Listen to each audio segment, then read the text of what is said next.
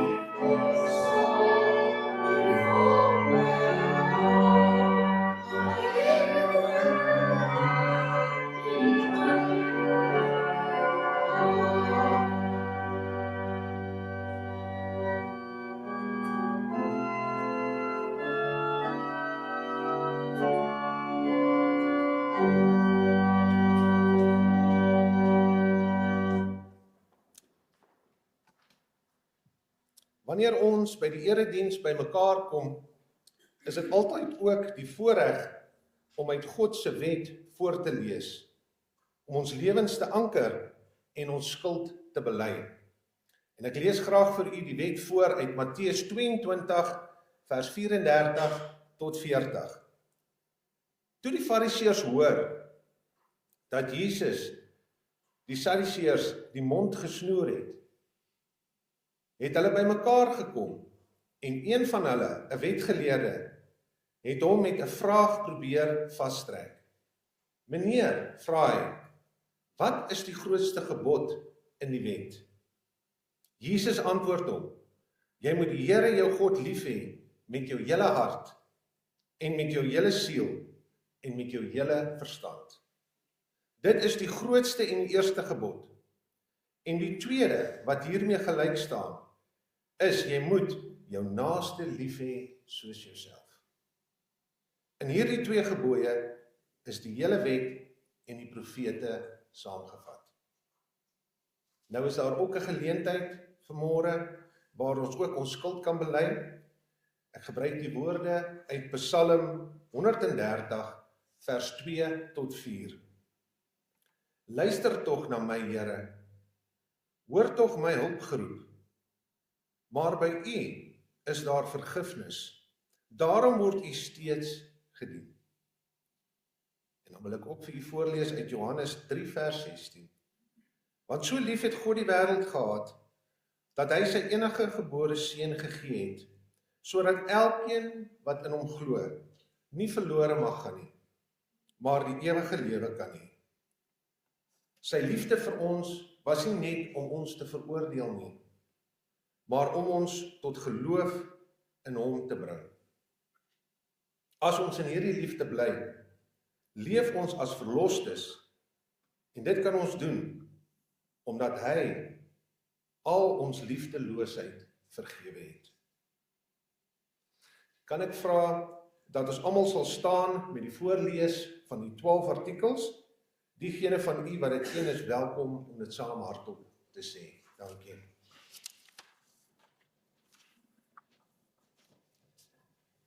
Ek glo in God die Vader, die Almagtige, die skepper van hemel en aarde, en in Jesus Christus, sy enige gebore seun, ons Here, wat ontvang is van die Heilige Gees, gebore uit die maagd Maria, wat gelei het onder Pontius Pilatus, gekruisig, gestorwe en begrawe is, en ter helle neergedaal het, wat op die 3de dag weer opgestaan het uit die dode, opgevaar het na die hemel, en sit aan die regterhand van God, die Almagtige Vader, vanwaar hy sal kom, om te oordeel die lewende en die dode.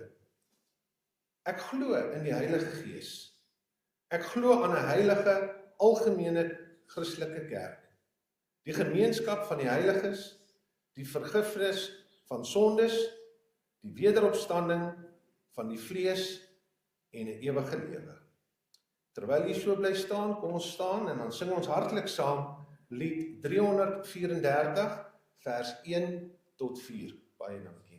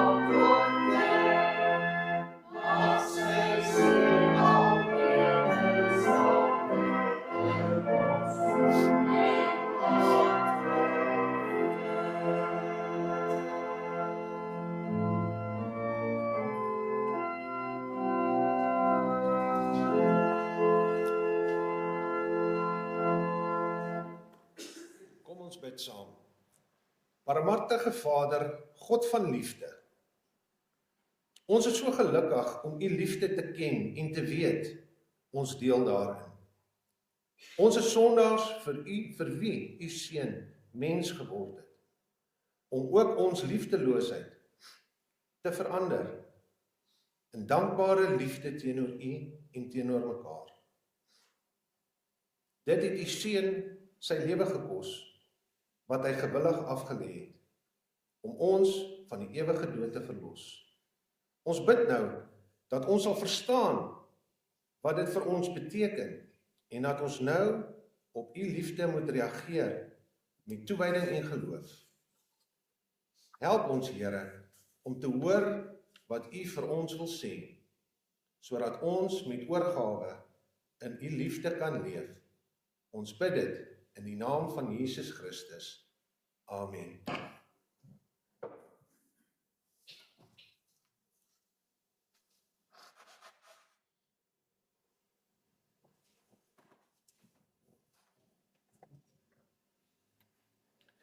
Die tema van my prediking vanoggend is die krag van God se liefde.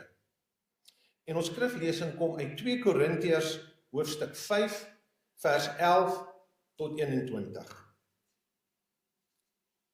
Aangesien ons weet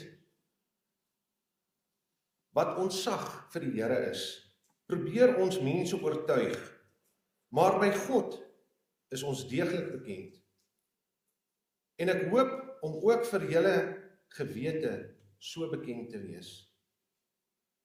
Ons is nie weer besig om onsself by julle aan te beveel nie, maar ons gee julle aanleiding tot roem oor ons, sodat julle iets kan hê teen die wat hulle op die uiterlike voorkoms beroem en nie op wat in die hart is nie.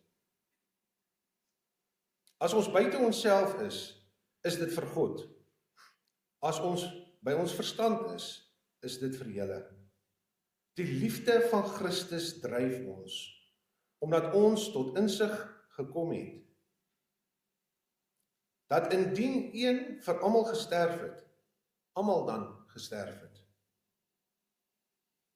En hy het terwille van almal gesterf, sodat die wat leef, nie meer vir hulself sal leef nie, maar vir hom, wat terwille van hulle gesterf het, en opgewek is. Gevolglik ken ons van nou af niemand meer na sy uiterlike nie. Selfs al het ons Christus eens na die uiterlike leer ken ons hom nou nie meer so nie. Daarom, as iemand in Christus is hy 'n nuwe skepping. Die ou dinge het verbygegaan. Kyk, hulle het nuut geword. En dit alles kom van God af, wat ons deur Christus met homself versoen het, en aan ons die bediening van die versoening gegee het.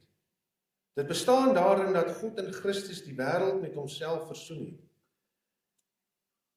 deur hulle nie hulle oortredings toe te reken nie, en hy het aan ons die boodskap van versoening toevertrou.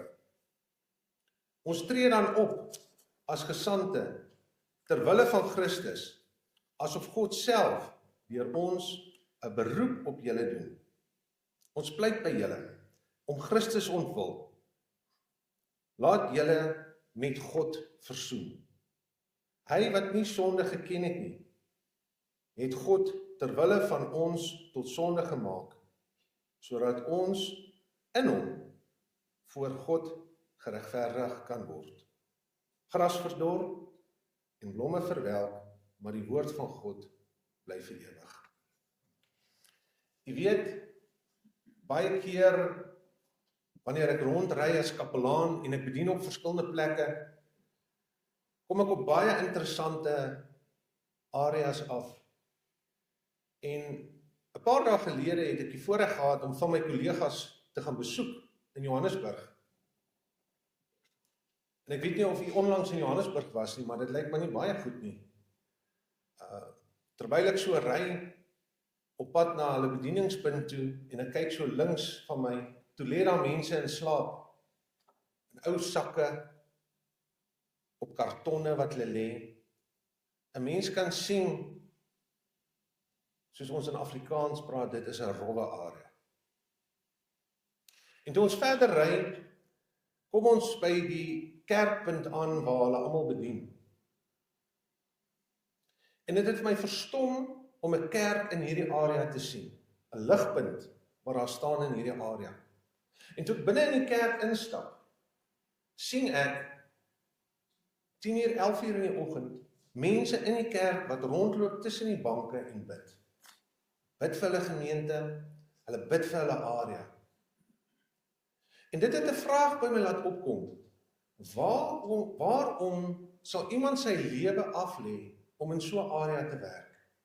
Tussen al hierdie swaar kry, tussen die gevaar, tussen die misdaad wat daar is, maar nog steeds probeer hulle iets daar vir Christus doen. En ek besef toe, dit is die liefde van God wat hulle dryf. Soos ons gelees 'n gedeelte vanoggend. Die liefde van God dring my, sê ons skrywer. En dit vir my weer 'n bewuswording by my gelaat dat enige iets wat ons doen, of ons bedien, of ons preek, of ons musiek doen, wat ons ook al doen, dit moet ons doen, omdat die liefde van Christus ons dryf. Die woordjie liefde word baie in gesprekke met mekaar gebruik. Sodanig sodat dit eintlik goedkoop en 'n leë woord geword het. So word dit maklik teenoor ander gebruik ter wille van eie voordeel. Soms word liefde gebruik as regverdiging om 'n sondige lewe te lei. Heel dikwels is dit net 'n emosionele gevoel vir 'n oomblik, sonder enige egtheid of ware bedoeling. Gelukkig is dit nie met almal so gesteld nie. Baie mense het wel edele redes wanneer hulle die woord liefde gebruik teenoor die mense met wie hulle verbintenis het. Ons word in die woord immers ook opgeroep om ander lief te hê. Ja, ons moet mekaar lief hê, maar dan moet daardie liefde voldoen aan die eise wat die Bybel daarvoor stel. In ons geleesde gedeelte gaan dit oor die ware betekenis van liefde. Dit spoor mense aan tot liefdesdade wat 'n kenmerk is van hulle lewenswyse. Dit is die liefde waarvan Paulus hierso skryf. Hy skryf oor die oorsprong daarvan, die betekenis daarvan en die naderdraai wat dit tot gevolg het. Kom ons kyk vanoggend daarna. In sy apostelskap het Paulus dikwels ervaar dat die mense sy boodskap betwyfel het en gesoek na redes waarom hulle nie na hom wou luister nie. Die ywer wat Paulus se lewe gekenmerk het, is nie altyd verstaan nie. En dit gebeur dat hy baie dikwels homself moes verdedig het. Hier weer vind ons vanmôre iets soortgelyk aan die gebeur. Baie mense het uit vrees vir die oordeel van God gesê dat hulle sy kinders is, bloot om die oordeel vry te spring. Nou, ek weet nie of u weet nie, maar daar is baie keer deur teoloë verwys, soos ons in Engels praat van perfect contrition en imperfect contrition. Die verskil tussen die twee is, jy dien die Here omdat jy bang is vir hom. Dit is waarna teoloë verwys het as imperfect contrition. En dan het ons perfect contrition. Dit is dat jy die Here liefhet en daarom dien jy hom. En dit is die beter opsie. Hy gebruik as vertrekpunt om mense te oortuig dat die enigste antwoord op hierdie vrees versoening is met God. Om met hom versoen te wees, beteken tog dat die vrees verstraf en die niet verdwyn, wat die rede vir die vrees bestaan dan nie meer nie. In vers 11 vind ons dat dit aansluit eintlik by vers 10 waar die volgende gesê word: Want ons almal moet voor die regterstoel van Christus verskyn, sodat elkeen kan ontvang wat hy deur die liggaam verrig het, volgens wat hy gedoen het, of dit goed of kwaad. Hier word verwys na alle mense voor die regterhand van God. Die apostel toon geen vrees vir daardie dag nie, want hy doen alles in sy lewe om in diens van God te staan. Om ander mense ook die gemeente in Korinthe, te lei tot dieselfde belewing. Daarom staan daar dat sy eie optrede voor God openbaar is. God weet in elke geval alles. En om jou vrees met skynheiligheid weg te steek, sal voor God jou niks baat nie. Hy weerspreek ook die aansprake van die gemeentelede, dat ware geloof gemeet kan word aan bykomstighede, soos die spreek in tale of die beoefening van besondere geestesgawes. Dit word breedvoerig in 1 Korintiërs 12 tot 14 bespreek. In Handelinge 26 vers 24 lees ons dat koning Agrippa vir hom sê dat sy geleerdheid hom kranksinnig maak. En dat dit die rede is vir sy groot ywer vir God. En eintlik was dit maar net nog 'n menslike rede wat gesoek is om Paulus se entoesiasme om die evangelie te verkondig te demp. Al hierdie besware weerlê die apostel in hierdie geleesde gedeelte vanmôre, as hy die ware rede vir sy ywer baie duidelik daarstel. Ons word nie gedryf deur enige menslike oorweging nie, maar wel deur iets wat groter as ons is. Ons lees iets hiervan ook in Romeine 5 vers 8, waar daar staan, maar God bewys sy liefde tot ons daarin, dat Christus vir ons gesterf het, toe ons nog sondaars was. Hierdie liefde dring of bepaal Paulus se optrede dwars deur sy lewe. Dit bewaar hom van die soeke na eie belang, of die gevaar van selfsug en eie roem. Hierdie liefde word die bron waarop sy uittrede en optrede voortspruit. Om te weet wat agter die krag en invloed van hierdie liefde is, waarvan hier te sprake is, moet ons vers 15 saam met vers 14 verstaan. Hier staan eintlik dat die liefde van Christus ons dring, omdat tot die insig te kom van God se liefde, die ware betekenis dra. Ons lees ook dat as een vir almal gesterf het, hulle almal gesterf het. Dit beteken nie dat alle mense op aarde deel in die kennis en insig om te verstaan of te aanvaar dat Jesus Christus vir hulle gesterf het nie. Dit word beperk deur die woorde, sodat die wat lewe in vers 15. Dit kan in die lig van die bekende Johannes 3 vers 16 verstaan word, waar Jesus Christus sê, want so lief het God die wêreld gehad, sodat elkeen wat glo. So dit is nie vir alle mense bedoel nie, maar vir die gelowige, die wat in hom glo. Die liefde waarvan die vers praat, is genoeg vir alle mense op aarde, maar net hulle wat glo, sal die effek daarvan ontvang en beleef. Dit het betekenis net vir diegene wat tot die geloof gekies is. Wanneer vers 15 dus verwys na mense wat saam met Christus gesterf het, is dit almal wat glo dat hy vir hulle gesterf het.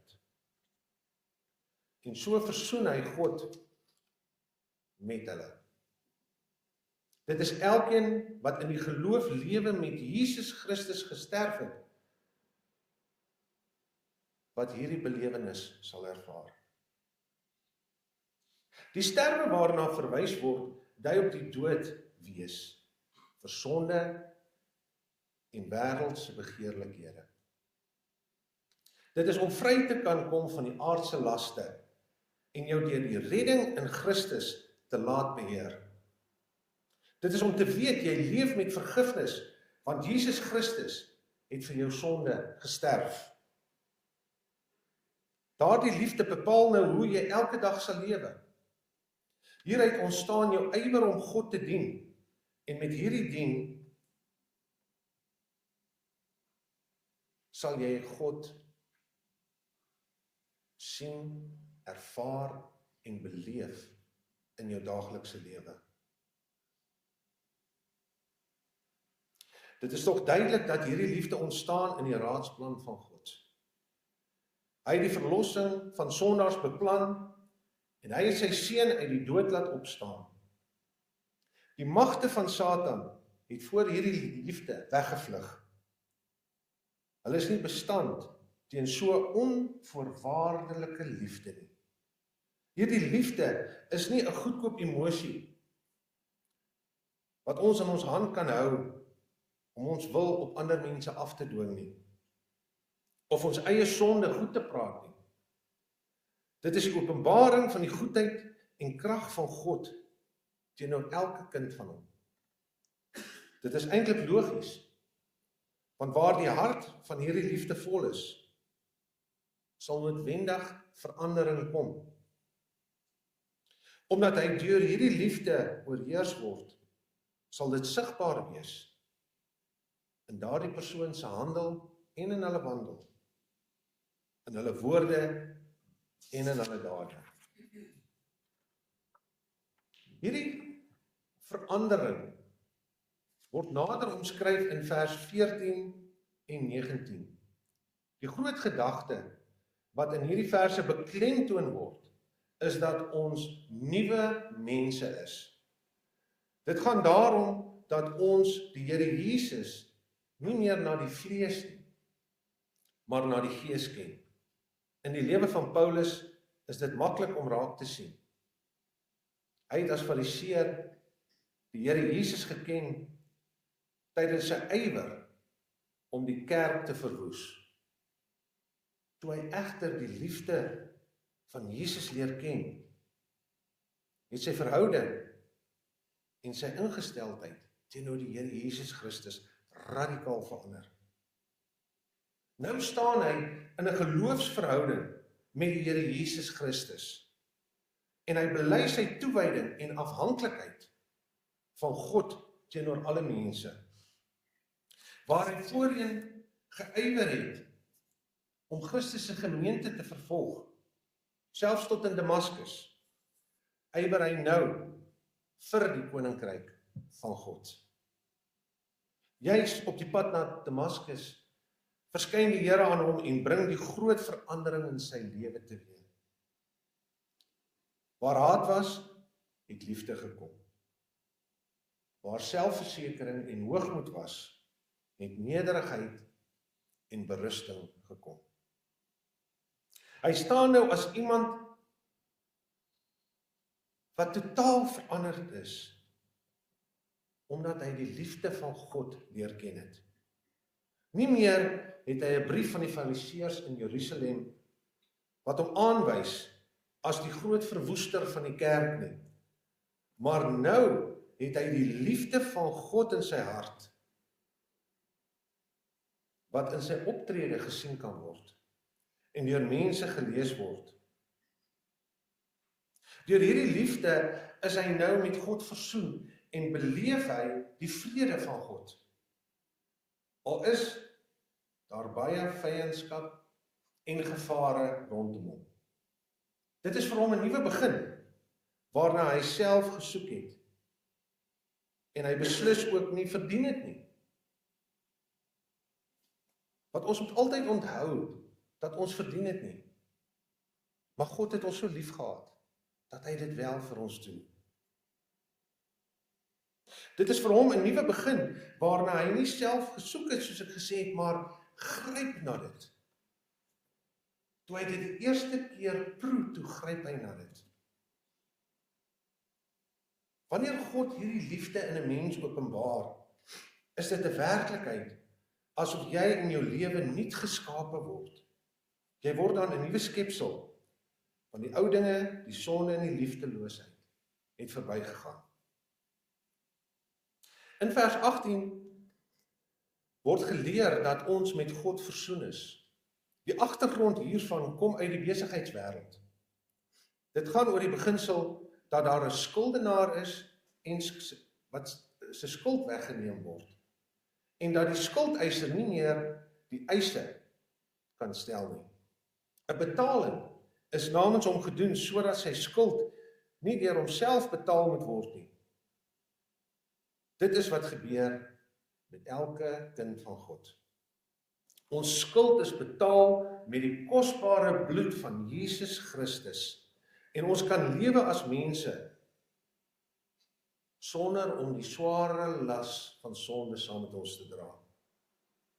Die loon van die sonde is die dood, maar Christus gee die lewe aan die kruis, sodat ons lewens nie van ons afgeëis word nie. Broer en suster, dit is die rede waarom ons kinders van God is. Dit is nie vanweë ons voortreffelike hoedanigheid nie, nog vanuit ons innerlike goedheid of dienswilligheid nie. Ons kan niks by God verdien nie, want alles wat ons vanuit onsself doen, staan in die teken van selfliefde, wat gekenmerk is van die ou mens, wat sonder die liefde van Christus geen impak het nie. Ons word nou deur die liefde van Christus gedring en daarom wil ons vir hom lewe deur ons betrokkenheid by die kerk en die uitdra van sy liefde oral waar ons kom. Weg is die sware las om iets te moet doen vir ons eie redding. Want ons is gered deur God se groot genade en liefde vir sondaar mense. Dit is hierdie liefde wat ons nou ook die motivering gee om voluit vir God te lewe. Ons het so 'n kosbare gawe ontvang van God, wat ons nou nuwe mense maak. Deur die liefde is ons God se kinders. En ons kan uit daardie liefde leef, sodat ons lewens die boodskap van God se liefde uitbeeld aan ander oral waar ons rondbeweeg. Waar haat en afguns en moedswilligheid of enige ander bose gedagtes teenoor ons naaste ons motivering was, is dit nie meer so nie. Waar ons liefde nie die gevolg is van God se liefde nie, gaan ons val. Maar waar ons liefde 'n liefde is wat gedring word deur God se liefde, sal daar 'n impak wees. Ek wil vir julle 'n storie vertel van iets wat gebeur het in die Tweede Wêreldoorlog. Daar was 'n jong meisie wat uit 'n baie ryk huis gekom het. En sy het verlief geraak op 'n man wat uit 'n huis gekom het waar hulle nie so ryk was nie. Maar dit was 'n jong man van integriteit. En haar ouers was eers gekant gewees teen die feit dat sy met hierdie jong man uitgaan. En hulle het ook gesien die verhouding begin ernstig raak. Maar met tyd het haar ouers gesien, maar werklik hierdie is 'n wonderlike jong man. En hulle het toestemming gegee dat die twee kan trou. Maar ongelukkig voor hulle kon trou, het die Tweede Wêreldoorlog uitgebreek. En hy moes gaan om te gaan dien in die Tweede Wêreldoorlog vir sy eenheid. En hulle het verloof geraak net voordat hy weggegaan het. En hy het van gesê, as ek terugkom, gaan ons trou. Ek kan nie wag wanneer ek terugkom dat ons kan trou nie. So is hy toe weg, en hy het vir haar 1 of 2 briewe geskryf, en so het hulle gekommunikeer met mekaar, en eendag toe reis hy, en sy is in 'n baie ernstige ongeluk. En die ongeluk het 'n gedeelte van haar gesig heeltemal vermink. as ek dit so kan stel. En sy was baie hartseer daaroor. En die jong man het aangehou skryf, maar sy het opgehou om vir hom terug te skryf. En sy het gevoel, hy sal nooit weer na my wil kyk nie, hy sal nie in my belang stel nie, daar's niks moois meer aan my nie. En as gevolg van dit het sy bedleend geword, want sy het depressie begin kry. En eendag, lank daarna, kom haar moeder in haar kamer, en haar moeder gee vir haar 'n troukaartjie. En sy sien, dit is die troukaartjie. Haar moeder sê ook vir haar, daardie jong man gaan nou trou. Hierso is die troukaartjie. En sy vat die troukaartjie en sy is baie bewoon, want die man vir wie sy lief was, gaan nou met iemand anders trou. Maar toe sy die kaartjie oopmaak, toe staan haar naam daar binne. En op daardie selfde oomblik kom die jong man in die kamer, en hy gaan kniel langs haar by die bed. En hy sê vir haar, jy is nog net so mooi, soos ek jou leer ken het. Ek het jou nog net so lief, soos wat jy altyd was. So lief het ek jou nog steeds. En hulle het getrou en 'n gelukkige huwelik gehad. En daarmee wil ek vir u sê, dat Jesus Christus het jou lief. Hy het na jou toe gekom, toe jy in sondige verval was. Toe jy daar gelê het, en jy het seer en jy het pyn in jou lewe, toe het Jesus Christus na jou toe gekom. En Jesus het gesê, ek het jou lief. En dit is daardie liefde wat ons ervaar, wat ons dryf, om vir ander mense ook lief te wees. Maak nie saak wat se omstandighede, of wat die persoon aan ons gedoen het nie. Ons is nog steeds lief vir God se kinders. En ek dink ons kan 'n les leer uit dit, dat toe ons onder in die modder gelê het, het Jesus gekom en ons opgetrek en ons uitgehaal. En hy het daardie liefde in ons hart gesit, en daardie liefde dring ons nou, om dit ook aan ander te verkondig. Omdat God ons lief het, en dit aan ons getoon het, toe hy sy seun vir ons sondes aan die kruis gesterf het, kan ons nou voluit lewe. Halleluja. Kom ons bid saam. Liefdevolle Hemelse Vader, ons verstaan nie altyd alles wat oor ons pad kom nie. Maar nog steeds, Here, loof ons U daarvoor.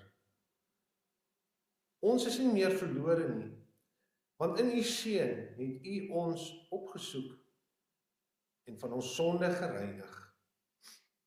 U het aan ons kom wys wat ware liefde is, en nou kan ons in daardie liefde leef. Ja, ons kan U liefde ervaar en mekaar lief hê, want U het dit vir ons moontlik gemaak. Here, tog moet ons bely dat ons so dikwels nie U of mekaar lief het, soos U dit van ons verwag nie.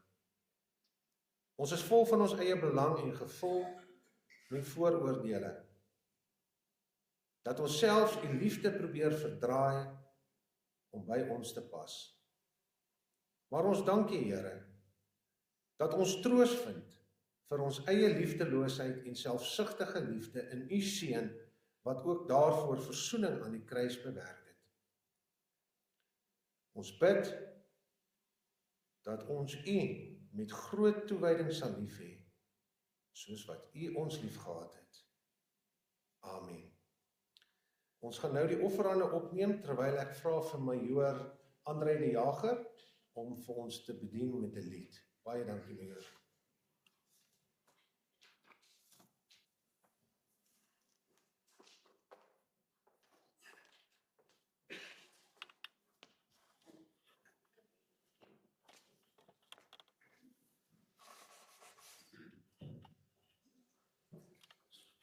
Dit is so 'n groot voorreg om vandag saam met u te wees hierso. En dit is vir my lekker om diensbaar te wees. Wat vir my interessant is die tragedie betreffende die muur van herinnering wat omgekry was. En ook die broer wat sy dogter aan die dood moes afstaan. Maar ons is op 'n plek in ons lewe waar ons weet, daar is meer as net die nou. Daar is hiernamaals. En ek wil graag die bediening vir julle. Dankie julle.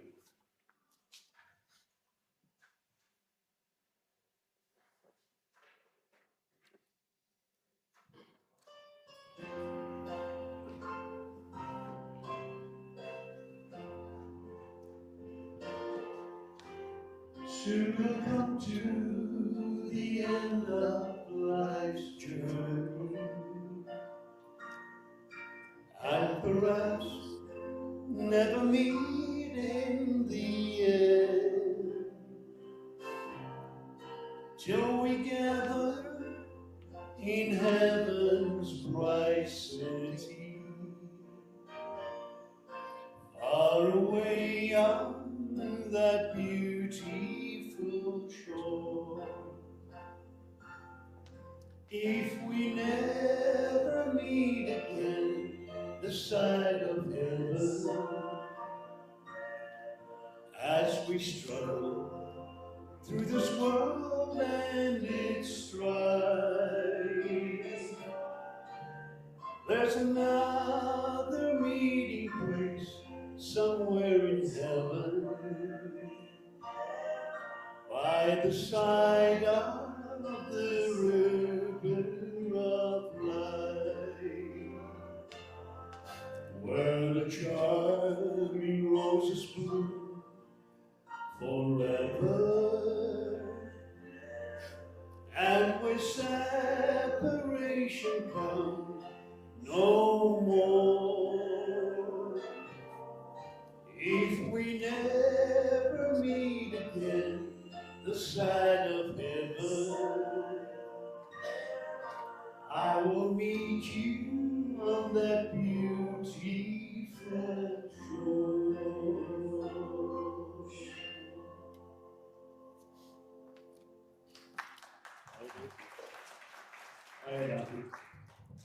Praise die Here. As we struggle through this world and its strife, there's another meeting place somewhere in heaven. Dankie Majoor die Jager, ons waardeer jou baie. Geliefdes, ek wil julle nou uitnooi om saam met my te staan vir ons slotlied, lied 223, vers 1 tot 3. Dankie.